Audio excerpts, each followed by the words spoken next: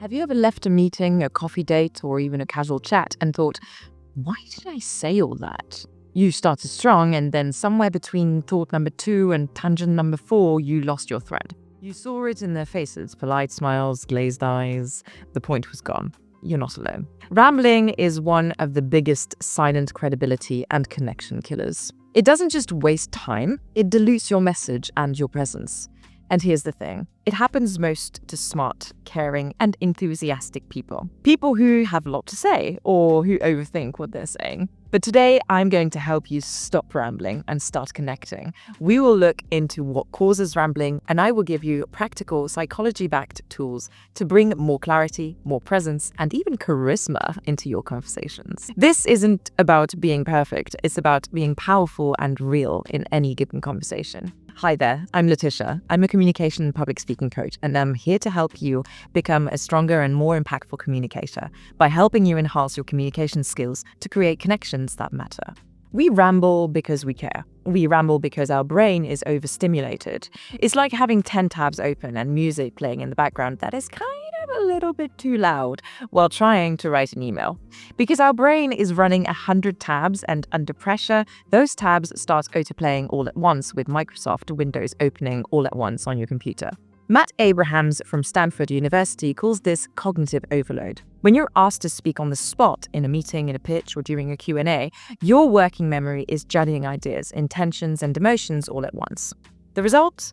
Thoughts pile up faster than you can organize them, and what comes out is a stream instead of a structure. Cognitive overload happens when your working memory is juggling too much information at the same time.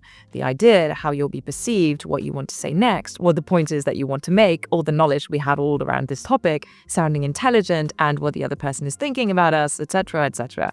It's a lot to handle at one given moment. In everyday life, we also ramble because we want to connect. Brené Brown's research shows that we often overtalk when we feel vulnerable. That when we fear judgment of those around us, those listening, or the person we're talking to, we tend to armor up, which in communication looks like over-explaining, overselling, or apologizing in disguise. It's not clarity, it's protection. And we all do it, because we all feel vulnerable, and that's okay.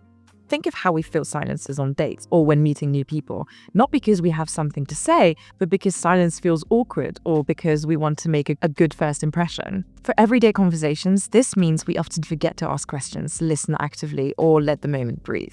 We rush to fill the space instead of creating it, and unfortunately, that may make us come across as unempathetic and overbearing, which is not a good combo for creating connection. And so this is a tool for anyone. Before any conversation, remind yourself, I don't have to impress. I just have to be present. I am enough. For work or casual chats, ask yourself, what is the one feeling or idea that I want this person to leap with? That will be your compass. And when you feel you're starting to ramble, go back to that core idea. That will give you structure. Imagine you're packing a carry-on for a short trip. Rambling is like trying to bring your whole closet. Clarity means packing only what serves your destination. Barbara Minto's pyramid principle, developed at McKinsey consulting agency, is the gold standard for business communication. It's deceptively simple. Lead with your main message, then support it. I say business communication because it was first developed for this purpose, but it can be used in all settings. The basic idea behind Barbara Minto's pyramid principle is this: lead with your main message, then explain. Don't build up to it. Start there. In real life, it sounds like this. Most people think they're being polite or thorough by giving background first. But in fast-paced, high-stakes environments, people don't have time for a long setup. You need to earn their attention by showing you respect their time. The pyramid principle isn't just for boardrooms. It's a brilliant framework for everyday life. By telling people your main idea first, you're spiking their attention. They can follow you better. You can capture their attention without having to over-explain if they see where you're going. So here's how the pyramid principle works in business. Firstly, start with your headline, your main point. Secondly, follow with the main point supporting your logic, your 2 or 3 key reasons. And then thirdly, develop each of your key points with their supporting evidence. Fourth, end with a call to action if you need to, next steps, impact, or question. Here's a business example. Let's say you're recommending a change in strategy. Instead of building up for 5 minutes, say this: we need to shift our marketing focus to user-generated content. Why? 1, it increases trust. 2, it costs less. 3, it scales faster. First, let's talk about trust. This works wonders because neuroscience shows that our brains are constantly scanning for relevance and threat. If your listener doesn't know where you're going, they stop listening. It's threatening. Giving them the map up front, the headline, lowers resistance and increases trust, which in turn increases their engagement, which is what we want, right? So next time you're asked for input in a meeting, lead with this phrase. Here's what I recommend, and I'll explain why in 3 parts. Pretty simple. Nice, clear, and precise. In real life, the pyramid principle sounds like this. Instead of, so I was thinking about what you said the other day, and I had a bunch of thoughts, and then I wondered if maybe... Try this. I've been thinking about what you said, and I agree. I think we should go for it, but we should maybe consider these 3 points first. This is why it helps in all contexts. Whether you're chatting with your boss, your best friend, or your barista, getting to the point shows confidence, care, and respect for people's attention. It also helps you structure your thoughts in real time, giving you more grounding and enhancing your speaking agility. So, here's the pyramid principle's simple structure in real life. Main idea, 2-3 points that you're thinking of, brief explanation of each one, and question or invitation. This is an example in small talk. Instead of a long story, say, I just discovered this podcast I think you will love. Want me to send it to you? It talks about blah, blah, blah, blah, blah. Boom. Direct, thoughtful, and connection-focused.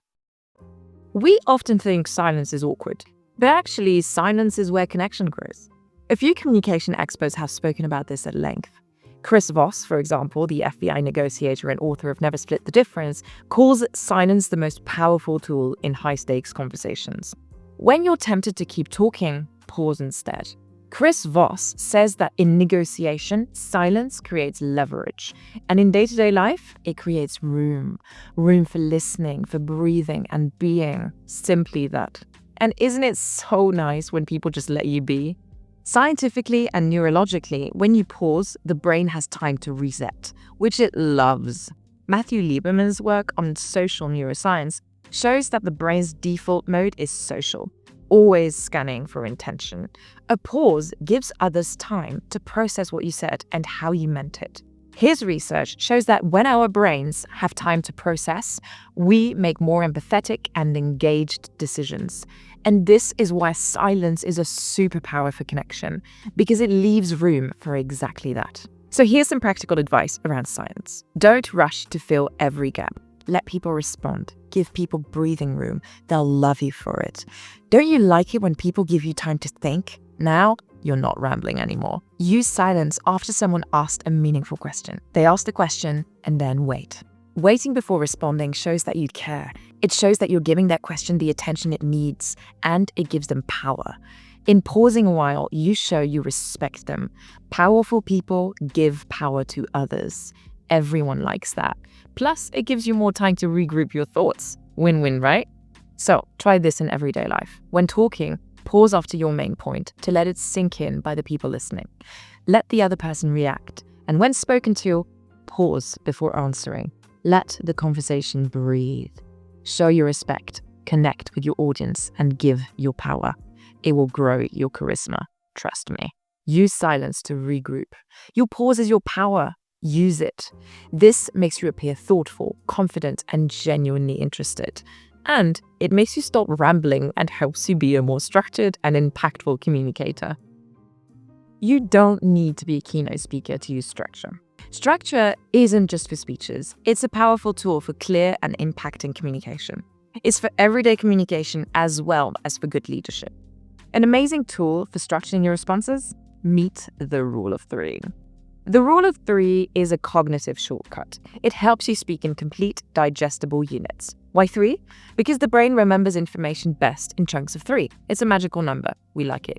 Many experts have shown that speeches and presentations that follow the rule of 3 are more memorable, more persuasive, and more likely to go viral. In a business setting or when you're in a meeting, answering a spontaneous question or summarizing a proposal, try this. There are 3 key things that I want to share. 1, context. 2, perspective. And 3, insight or recommendation. So here's an example. This would be the question. Why are we focusing on this region? And the answer would be, there are 3 reasons. Context is where we see the highest growth. It aligns with our partnerships, and our competitor presence is low. The rule of 3 is a powerful tool in everyday conversations. There are 3 things I liked about this film, or 3 reasons I wanted to make this trip. Culturally and instinctively, our brains are wired to grasp and remember things in 3s. The triangle is the most stable object. It makes you sound intentional and clear, which is the opposite of what you sound like when you're rambling. It does 2 things. It helps you remember where you're at in your response if and when you get lost in your answer, and it makes it easier for your listeners to follow you and remember what you said afterwards. In small talk, instead of saying, "I loved it, it was great, it was amazing, the vibe, the people, everything," try this. "I loved the concert, not only the band itself, but the energy of the crowd and the amazing event organization." Here's a little tip when telling a story using this framework. Before starting, mentally sort it into firstly the setup, secondly the twist, and thirdly the takeaway or funny ending. This will help you stop rambling or getting bogged down in details. It keeps you engaging and to the point. Whether you're in a client meeting or chatting at a birthday party, one thing stays true. People connect with presence. So let's talk about presence. Amy Cuddy's work at Harvard showed that when we focus too much on how we're perceived, we lose access to our full potential. We actually close our brains down. Her research on power poses wasn't just about body language. It was about feeling grounded in who you are. Cuddy's research shows that when we're trying too hard to be liked or impressive, we lose authenticity, and others feel it. But Brené Brown teaches us that vulnerability and realness are what people actually crave. Not polish, not perfection, not superpowers. Presence. Authentic presence. And real leadership communication isn't about performing. It's about connecting. It's about clarity. At Lumiere, we often say this: presence over performance. When you're present, you connect. When you're performing, you disconnect from yourself and from your audience.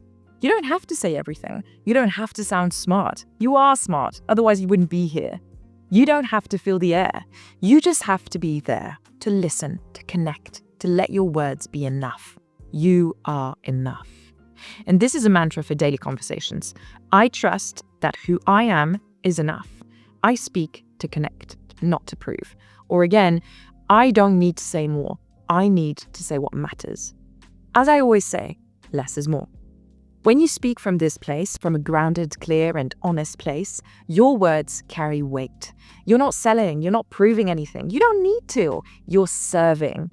And this changes everything for your charisma. Let me know in the comments, what triggers rambling for you?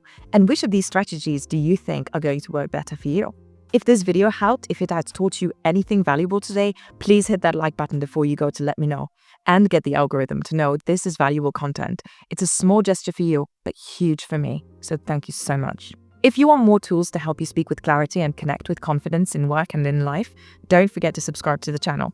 So next time you catch yourself talking in circles, pause, breathe. Ask yourself, what really matters here?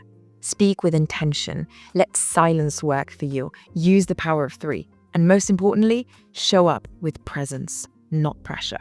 Because clarity isn't just professional, it's personal. It's what builds meaningful relationships and meaningful connections. When you speak with less noise and more meaning, people feel it. They remember you and they trust you. I'm looking forward to hearing how you implemented these strategies. You've got this, my friend. I'll see you in the next video. And until then, follow your passion and speak up. Ciao, ciao.